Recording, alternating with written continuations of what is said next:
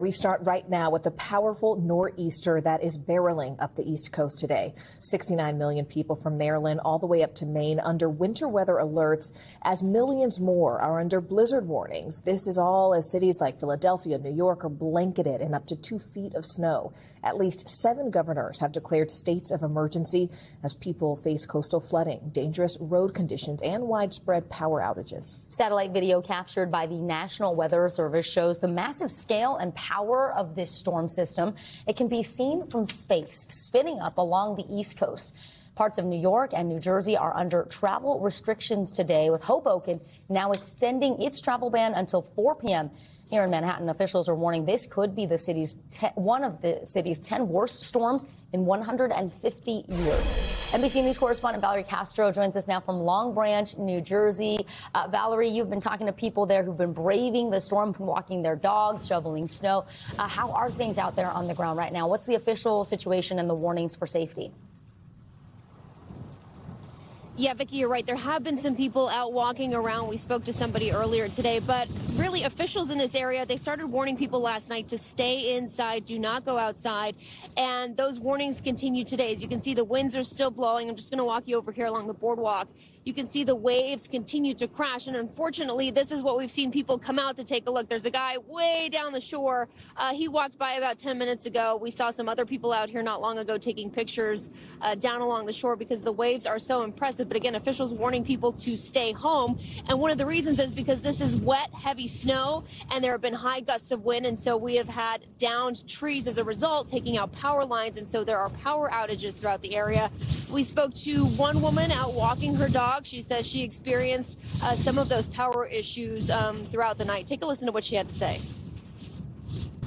Our power here has been flickering all night long. So I turned up my heat a lot higher than I normally do because I don't like it hot, but I thought I better not take the chance if we lose power.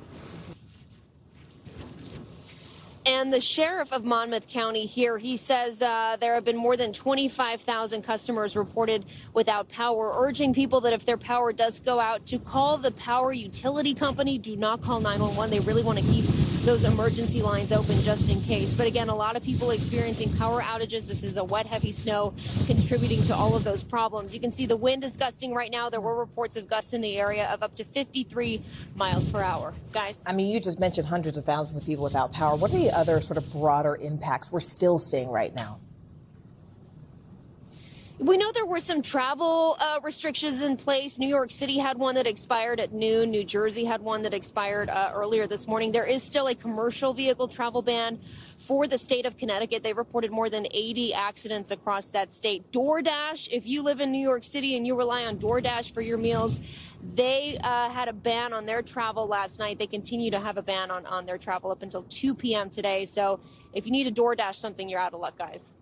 All right, Valerie Castro, we appreciate it. And that's a good reminder, actually. Let people stay home, be safe. Just cook at home. Don't require them to come and DoorDash or Uber Eats for you. Yeah, we hope everybody stays safe. Yeah. All right, let's go ahead and bring in meteorologist Bill Karins, who joins us now with more on the storm. Bill, how much more snow can we expect to get today? I mean, my question is this over? Is it finally over? New York City it is, and Long Island to give it another hour. But for our friends south of Boston, down towards Providence and Cape Cod, I mean, this is a lot worse there than it is anywhere else. Boston has had 6 straight hours of blizzard conditions. There have been wind gusts up to 80 miles per hour on Nantucket. I'm hearing stories of plows that are trapped and need people to get assistance and rescue. So when the plows are getting stuck, that's when you get very serious. 80% of Cape Cod does not have power right now because of this storm. The winds there have been consistently 60 to 80 mile per hour gusts over the last couple hours. This is the visible satellite imagery. The center of the storm, it's all cleared out. The pressure is so low, it's almost acting like a hurricane clearing out, what would be a sort of a pseudo winter storm eye. It's now due south of Bar Harbor, Maine, and beginning to move away from southern New England. So the winds will begin to die down slowly, but the snow will probably last another couple hours. Here's the peak snow totals. Just got this one in, just shy of the 30-inch club, Babylon, Long Island. We're waiting for the update from Central Park in New York City. If we can make it over 20 inches, that would get up towards a top 5 all-time snowfall. Philadelphia, your official total is going to end right around 14. We're waiting for areas from Providence to Boston to update because it is snowing incredibly hard in that area still. Numerous 24-inch reports are coming in. Still blizzard hazard warnings go from Ocean City all the way to down East Maine. As far as wind gusts go, Boston still at 43, Martha's Vineyard 54, and Nantucket still at 63. So there's just blowing, there's drifting, and there's no sign anytime that the power is going to come back on, maybe not till tomorrow. Look at this mega snow band here. This bright white shows you where we're getting 2-3 inches an hour snowfall rates. One location reported 8 inches in just 3 hours. And so, guys, we're not done yet. Still another couple inches, but life-threatening situation, 100%. Areas on Cape Cod, that's the worst of it.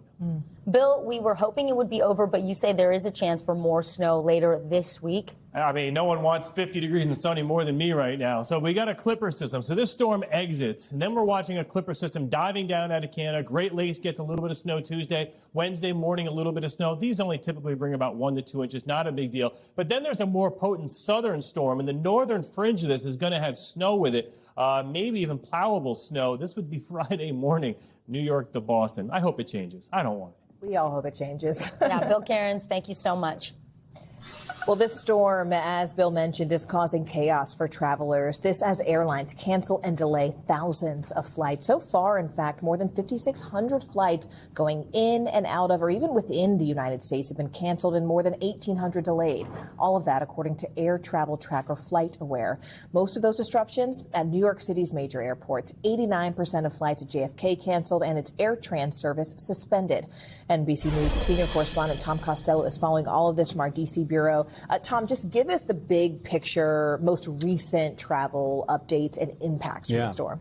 Well, so yesterday and today, total 9,000 flights canceled now. When you are talking, as you mentioned, 5,600 flight cancellations, that's about 20% of the entire schedule for the whole country today alone, because a good quarter of all flights go into, out of, or over New York airspace. So this is a very significant impact on travel. It is likely to stay this way all day. No, if you have a flight scheduled to depart out of any of these airports in New York, out of Boston, highly unlikely it's going to be going anywhere. Highly unlikely the plane is even there. Here's what New York City Emergency Management is telling everybody as it relates to travel. Essentially, don't go to the airport unless your airline confirms your flight is operating. Don't expect that. Go online, check it out. Travel ban in effect in New York City, as you know, for non-essential travel. Check your flight status with your airline and expect ongoing delays around airports. Allow emergency crews and road operations to work safely. Listen, guys, I don't think we're going to see flights operating normally in New York area, Boston, New York, Philly.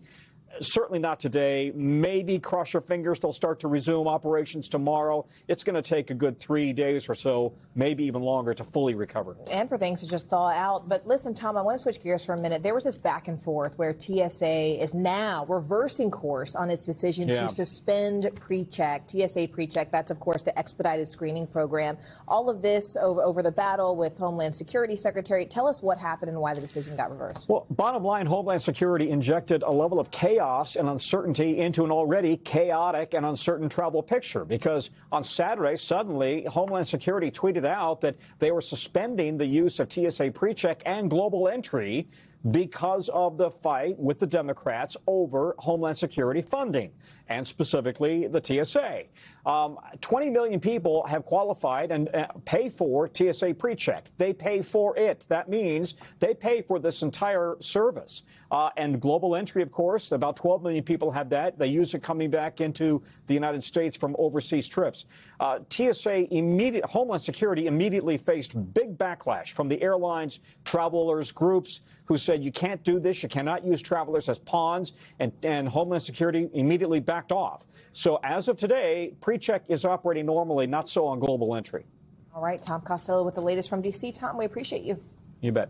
We thank you for watching, and remember, stay updated on breaking news and top stories on the NBC News app or watch live on our YouTube channel.